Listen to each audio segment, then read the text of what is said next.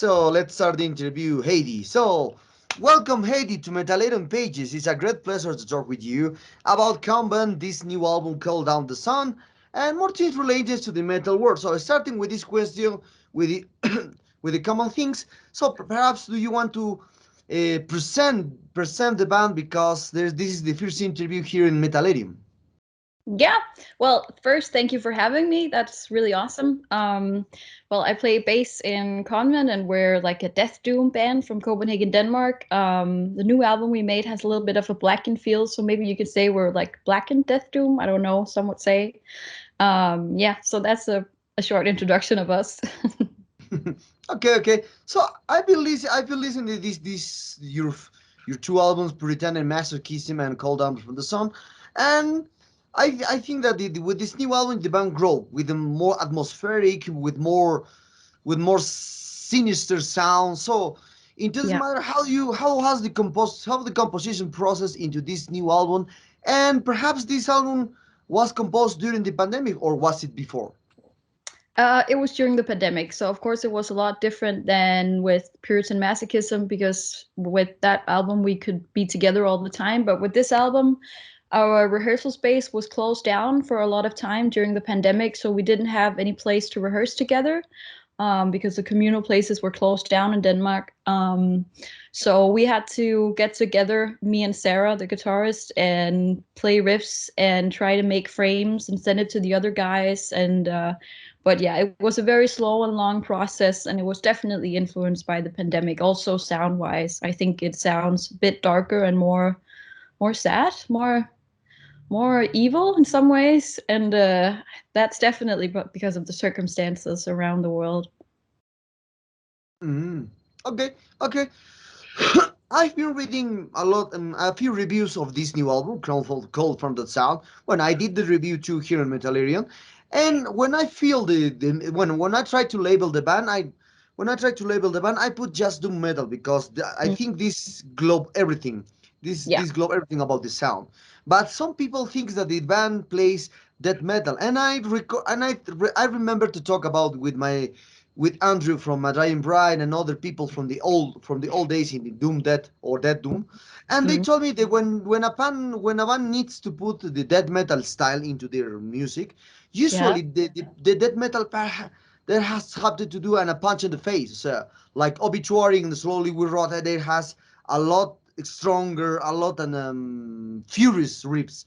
So, but with the call down the sound, the music is more doomers, more as you said, more sinister, more this Yeah. kind of stuff, more slow. So, Yeah. what do you think about the labels that the listeners and I think other webs put you like a death doom metal band?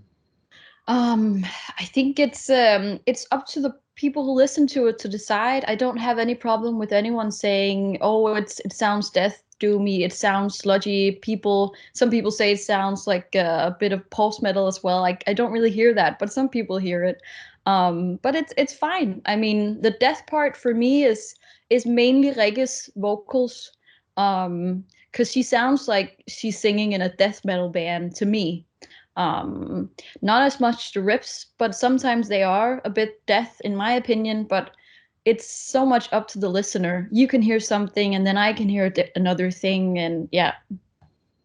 Hmm. Okay. So since the beginning, since Puritan and Masochism, you are with Naples Records. So how was the process to enter to this big label? Because Naples Records has a lot of stronger bands into into the rooster. Um, it was very easy, I feel. I mean, we all knew that it was probably coming, so we were preparing for it. And it's just been great working with these guys because they're very professional and they have a big team of people who can take care of a lot of practical stuff that we know nothing about. But of course, we still do a lot of work on the band on our own. But yeah, they've been great to work with, so we're happy to be on that label so far, and yeah, happy to see where we can take it with them. Okay. Okay. For you, how what why wow so what are the biggest difference that this Call Down the Sun has compared to the previous work? What are the biggest strange that this new album has compared to the past? I think I would say it sounds like we're a bit better at our instruments, so better musicians, and I think that you can hear that on the album, in my opinion. I would also say we play a lot more on this album. We have more sound clips. We also have Rege singing in Danish on the single Grains. She sings Danish in the verse. We have the classical string instruments on the last song on the album, Harena, which was something we've always wanted to try, and we just felt like doing it with this song and just felt right. So I think we're not as afraid to just do what we want with this album, and because what matters the most to us is that we like the music we're making. And yeah, I think we all feel really good about this album. Okay, okay. So now talking about the around the world, and talking about the old releases around the world. How, wow, for you, what is the biggest difference that the Convent do this into the cold down around the a lot of productions, a lot of bands into the world? Because now it's very difficult to see one new band because you're almost a new band since the 2015. So Yeah. so what is the biggest difference that Convent presents to old metal world compared to the a lot of releases, a lot of labels, a lot of musicians? I think now every people in the world has a band now. Yeah. Um, I don't think we're trying to come up with like something new and unique for anyone. We're not trying to make this new invention of a sound that nobody has ever heard before.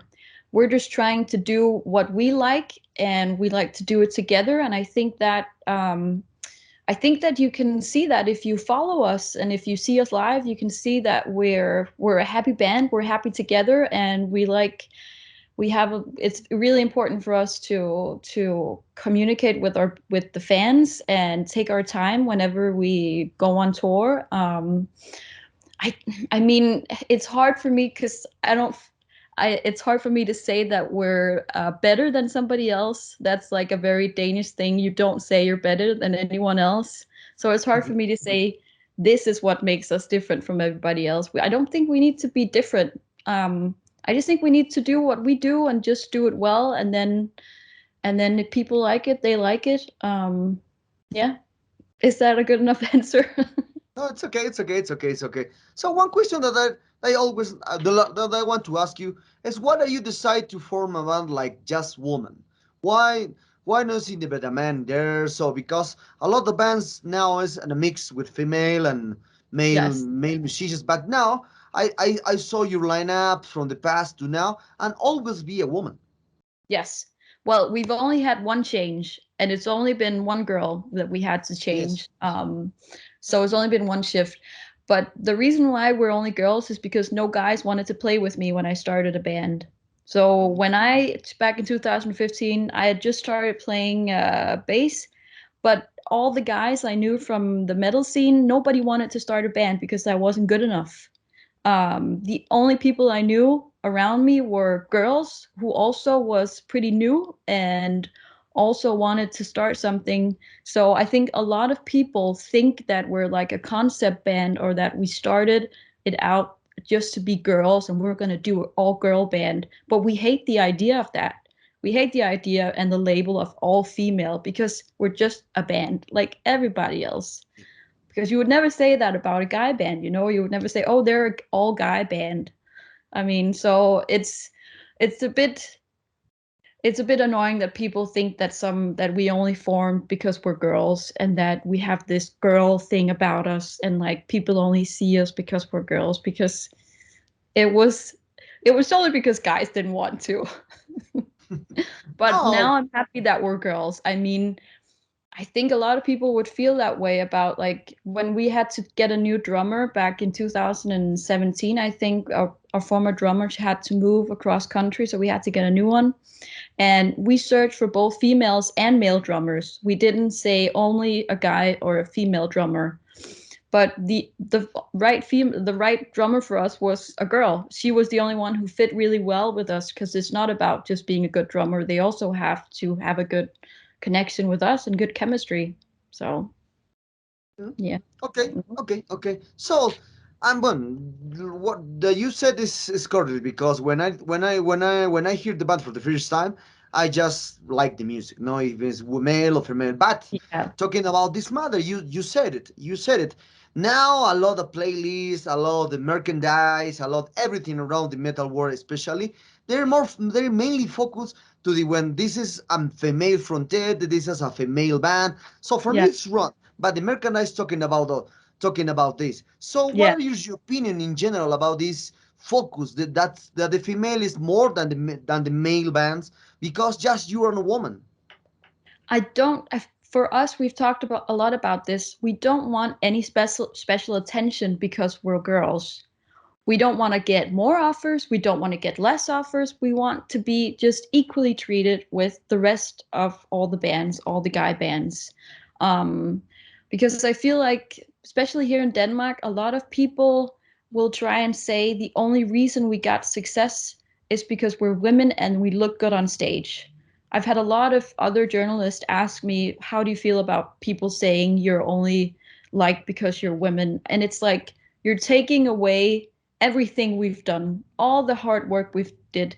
You're basing that off on, oh, that's because we're female. And that's a really big insult to be asked that, because it's like, so you don't know how hard we've worked.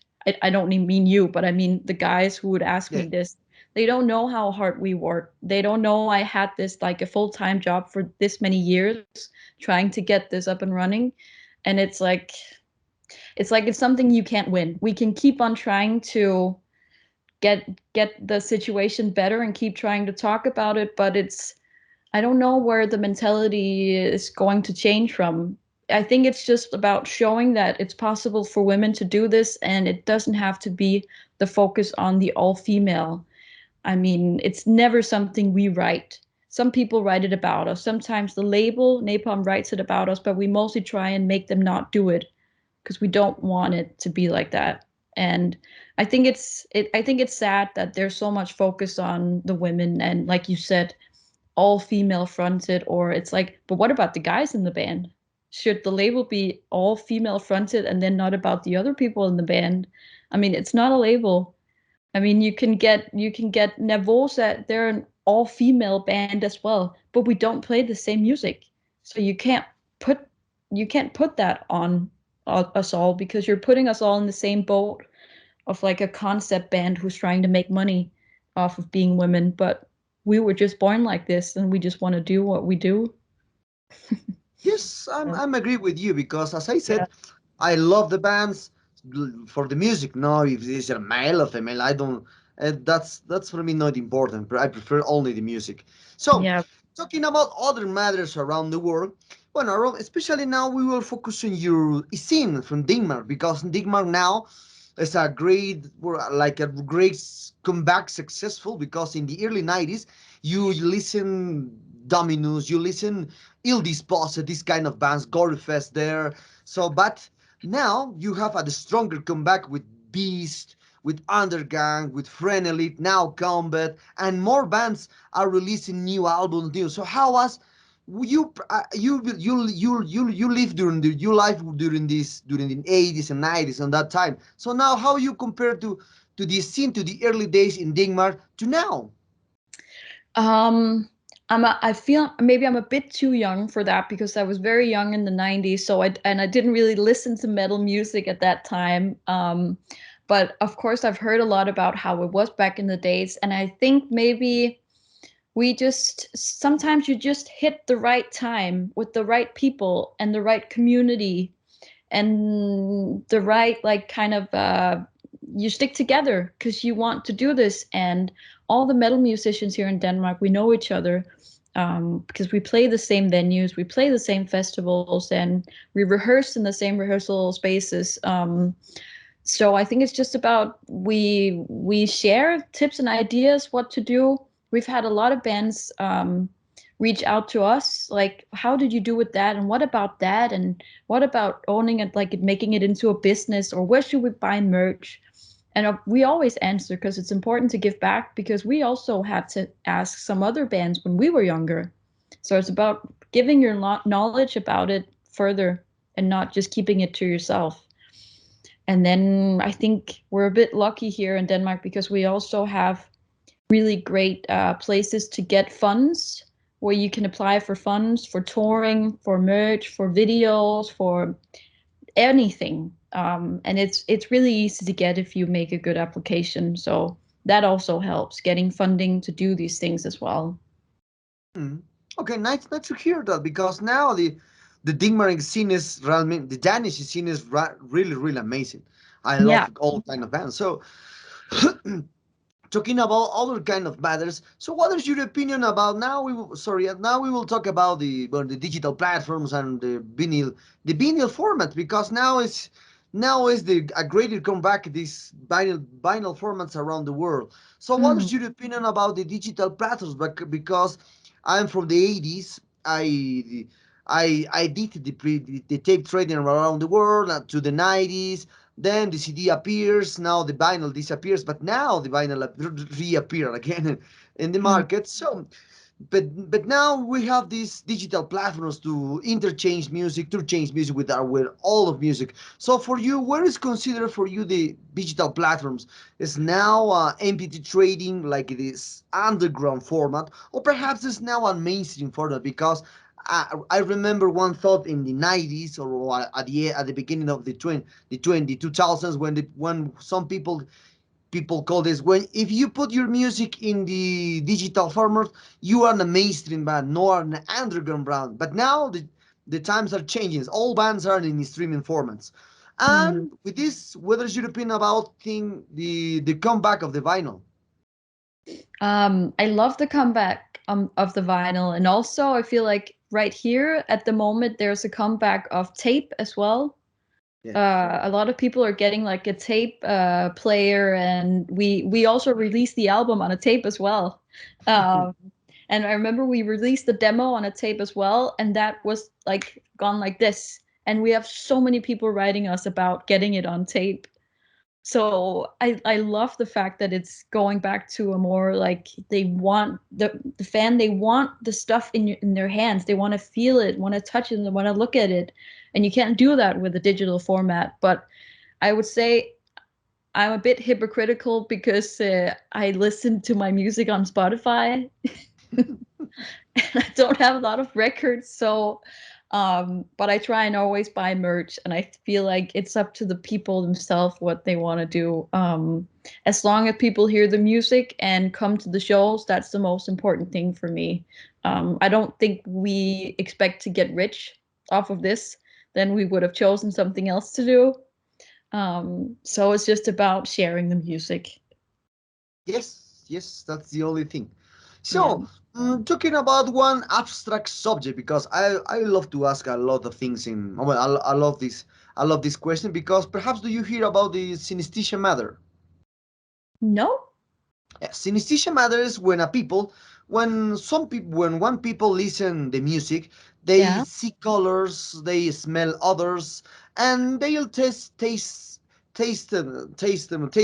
flavors. So Yeah. if we relate this concept with the music because it's very related with the music, what kind of odors, what kind of smells, colors, and taste that the listeners will find into this Call Down the Sun? Mm, you would probably get like a dry taste in your mouth, like you have like your mouth is dry because you're like breathing so hard, and you like because like with the new album we have a lot of like a desert feel of like being alone, walking in the desert, like being so like dry, and like everything's dusty and you're trying to make your way through it, and it's really hard and you're really struggling, so it's like you get exhausted when you hear the music and maybe a little bit depressed. Okay, okay. So now talking, well, we are very close to in this interview. And what is your opinion about the metal scene nowadays? Because when I talk with the old people from the 80s and the 90s, they usually think that the new metal, also the new bands, are not the same like the early days, because there are the copy, etc., etc. So, but and they think that the new bands are not the same. So, for you, what is your opinion about the new bands, the new music around the world, and why the extreme metal continues to grow up with more things? I like all sorts of progress and I like all sorts of genres. So I think it's sad when you hear a lot of musicians talk badly about other genres because they're just musicians as well as you are yourself and they're just trying to do what they love. And you should never stop progress. You should always like try and take something further. So I would say I approve of everything that's going on in the metal scene and trying to find new genres and do new things. And you should never say, "Oh, now we're gonna stop moving on. We're just gonna stay here forever." That's boring. Hmm. Yeah. So that's my opinion on that. Okay, okay. So, what are your future plans for the Countdown the Sound? Perhaps one a Latin tour here, perhaps a South American especially, or perhaps a whole world tours. Who knows? Well, right now we have in 1 month we're starting our European tour. We were supposed to play with 1914, but they're from Ukraine, and as you probably know, the war in Ukraine is making it impossible for them to do the tour, and that's really really sad. We really feel for them, and we feel for the whole country and their people. But we're still doing the tour, even though they're not with it. So we're having another band come on instead. So we're doing that for 1 month, around 9 different countries in Europe. And then for the summer, we have a lot of different summer festival shows in Europe as well. I think we would love, love, love, love, love to come to South America. We've had a lot of great interviews as well from South America with this album, and a lot of people writing to us from South America as well, from the different countries. So it would be awesome to go down there because you guys seem like you're the best audience in the world. Okay, thank you very much. Well, Heidi, the sad times arrive at this interview. I hope you enjoyed this one as I did. And thank you very much for the time. This Call Down the Sun is a really great one. Congratulations for that. I did my pre-order from Nipple Record Store, so I hope sooner or later arrive here my copy in CD. And perhaps do you want to add something to your Latin American fans and Metallerium readers? I just want to say thank you for doing this interview, and we really appreciate the support and for you buying the album as well. And to all the people listening, we happy you're listening as well. We hope you go check out the music, and then we just can't wait to at some point get to tour in South America.